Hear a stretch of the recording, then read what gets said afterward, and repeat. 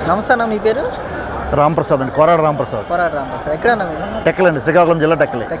మరి ప్రస్తుతం ఈ ప్రభుత్వం చూస్తారు, దాదాపు జగన్మోహన్ రెడ్డి గారు చెప్తున్నారు ఈరోజు ఇచ్చిన హామీలు నెరవేర్చాను, 99% పూర్తి చేశాను, 3000 పెన్షన్ కూడా అమలు చేస్తున్నాను. ఈరోజు కుళ్ళు కుతంత్రాల రాజకీయాలు చేస్తున్నారు చంద్రబాబు నాయుడు. దాదాపు కుటుంబాలను చీల్చే రాజకీయాలు కూడా చేయడానికి సిద్ధపడతారని చెప్పి కూడా జగన్మోహన్ రెడ్డి గారు చేసిన ఆరోపణలు.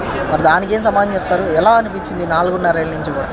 ఈ 4.5 ఏళ్ళు కూడా ఇప్పుడున్న ప్రభుత్వం ప్రజా వ్యతిరేక ప్రభుత్వం. ఈ ప్రజా వ్యతిరేక ప్రభుత్వం ఏంటంటే అంటే బీసీలు కానీ, ఎస్సీలు కానీ, ఎస్టీలు కానీ, దళితులు కానీ అణగదొక్కుతుంది, దాడులు చేస్తుంది, అదేవిధంగా అనేక రకమైన ఇబ్బందులు గురి చేస్తుంది. ఈ ప్రభుత్వం వలన ఎవరికీ ఉపయోగం లేదు. కేవలం వాళ్ళ కార్యకర్తలకి ఉపాధి కల్పిస్తూ, వాలంటీర్లు గాను సచివాలయాల్లో జాబులు ఇస్తూ, కేవలం వాళ్ళ కింద స్థాయిలో కార్యకర్తలకి, పై స్థాయిలో కేవలం రెడ్డిల పరిపాలన తప్పించి సామంతరాజులుగా ఒక్కొక్క ప్రాంతానికి ఒక్కొక్క నాయకుడిని పెట్టుకొని రెడ్డిలు పెట్టుకొని ఆయన పరిపాలిస్తున్నారు. కానీ ఇప్పుడు ఉన్న పరిస్థితి అయితే లేదు. ప్రజా వ్యతిరేకత బాగా పెరిగింది. ఇప్పుడు ఎమ్మెల్యేలను మార్చుతున్నారంటే వాళ్ళు పనికిరాదని అర్థం. ఈ చోట పనికిరాని ఎమ్మెల్యే ఇంకో చోట ఎలా పనికి వస్తాడు? ఇక్కడ ఒక చోట పనికిరాదని ఎమ్మెల్యేని తీసి వేరే చోట పెడుతున్నారు. ఆ పరిస్థితి వచ్చిందంటే ప్రజల వ్యతిరేకత ఎంత ఉందన్నది వాళ్ళకి అర్థమైపోయింది, పబ్లిక్ కూడా అర్థమైపోయింది. రాబోయే రోజుల్లో తెలుగుదేశం పార్టీ అఖండ మెజారిటీతో గెలుస్తుంది. ఈరోజు మేము టెక్కల నియోజకవర్గం వచ్చాము. మేము అచ్చెన్నాయుడు గారు లాంటి నాయకత్వంలో పనిచేయడం మేము అంత అదృష్టంగా భావిస్తున్నాం. ఎందుకంటే అచ్చెన్నాయుడు గారు అంటే ఒక బీసీ నాయకుడు. తెలుగుదేశం పార్టీ అంటే బీసీ నాయకులను తయారు చేసే ఒక కర్మాగారం. తెలుగుదేశం పార్టీలో అనేక మంది బీసీ నాయకులు తయారయ్యారు. ఈరోజు రాష్ట్రంలో కానీ, కేంద్రంలో కానీ, ఉత్తరాంధ్రలో కానీ, తెలంగాణ రాష్ట్రంలో కానీ ఈవేళ బీసీలు అత్యధిక మెజారిటీతో బీసీలు ఉన్నారంటే, అత్యున్నత స్థాయిలో బీసీలు ఉన్నారంటే వాళ్ళందరూ తెలుగుదేశం పార్టీ, ఎన్టీ రామారావు గారు, చంద్రబాబు నాయుడు గారు నాయకత్వంలో వచ్చిన నాయకత్వం వల్లనే. ఇలాంటి నాయకులందరూ తయారవ్వాలంటే, ఇలాంటి బీసీలకి న్యాయం జరగాలంటే, బీసీలకి ఇంకా అన్ని రకాలుగా ఉపాధి కలగాలంటే, బీసీలకి ఇంకా ఉన్న పదవులు కావాలంటే, బీసీలకి రాజ్యాధికారం కావాలంటే ఒక్క తెలుగుదేశం పార్టీతోనే సాధ్యమవుతుంది. ఆ సాధ్యం చేసి చూపిస్తాం. రాబోయే ఎన్నికల్లో తెలుగుదేశం పార్టీ అత్యధిక మెజారిటీతో గెలుస్తుందని చెప్పి తెలియజేస్తున్నాను. అంటే ఇక్కడ ఓటు బ్యాంక్గా వాడుకుంటున్నారు ఇప్పటికి కూడా చంద్రబాబు నాయుడు బీసీలని. దాదాపు నేనైతే రాజ్యాంగ పదవులు, మంత్రి పదవులు కూడా ఇచ్చానని చెప్పి జగన్మోహన్ రెడ్డి గారు చూపిస్తున్నారు. దానికి ఏమంటారు? జగన్మోహన్ రెడ్డి గారు ఇచ్చే పదవులన్నీ నామమాత్రం. అందరూ డమ్మి. ఎవరికి విధులు లేవు, నిధులు లేవు. కేవలం పదవులు ఇవ్వడం వరకే మాత్రం తప్పించి తెర వెనక షాడోగా వాళ్ళు రెడ్డిలే పరిపాలిస్తున్నారు. జగన్మోహన్ రెడ్డి గారు ఇచ్చే మంత్రులు కానీ, కార్పొరేషన్ చైర్మన్లు కానీ ఎవరికి విధులు లేవు, నిధులు లేవు. కేవలం నామమాత్రం. అదే తెలుగుదేశం పార్టీలో ప్రతి ఒక్కరికి ఈరోజు అచ్చెన్నాయుడు గారు ఉన్నారు, రాష్ట్ర అధ్యక్షులు. ఆయన ప్రభుత్వం అధికారంలో ఉన్నప్పుడు కూడా ఒక మంత్రిగా ఆయన ఏంటో ఆయన ప్రూవ్ చేసుకున్నారు. అంటే ప్రతి ఒక్కరికి తెలుగుదేశం పార్టీలో స్వేచ్ఛ ఉంటుంది. ప్రతి నాయకుడికి తెలుగుదేశం పార్టీలో స్వేచ్ఛ ఉంటుంది. వాళ్ళకి ఏదైనా బాధ్యత అప్పచెప్పారంటే ఆ బాధ్యత వాళ్ళు నెరవేర్చుకునే అవకాశం తెలుగుదేశం పార్టీ ఇస్తుంది, చంద్రబాబు నాయుడు గారు ఇస్తారు. కాంగ్రెస్, వైఎస్ఆర్ పార్టీలో అవకాశం లేదు కదా. అంతా జగన్ లేదంటే వాళ్ళ తాలూకా ఫాలోవర్స్ తప్పించి ఎవరికి అధికారం లేదు. అసలు బీసీలకి చూసే అవకాశమే వైసీపీలో లేదు. బీసీలు అంటే తెలుగుదేశం పార్టీ.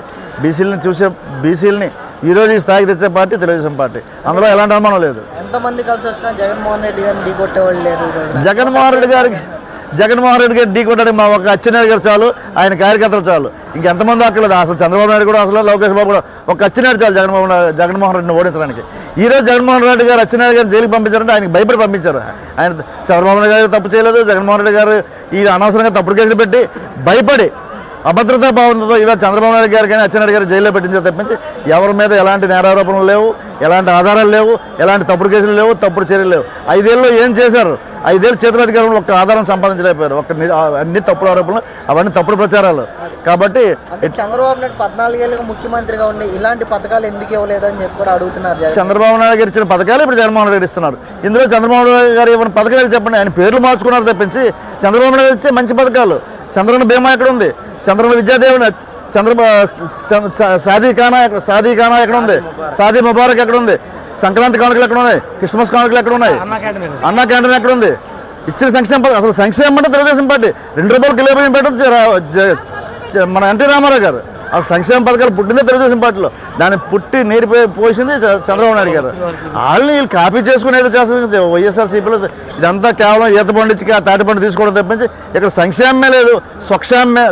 వైఎస్ఆర్ పార్టీలో సంక్షేమం అంతా స్వక్షేమమే అంత.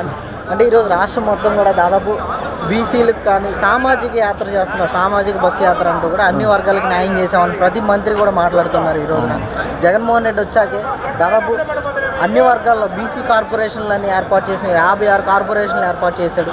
ఉన్నత పదవులు ఇచ్చాడు, కార్పొరేషన్లు పెట్టి కూడా మంచిది చేస్తున్నాడని చెప్తున్నారు. ఏమంటారు?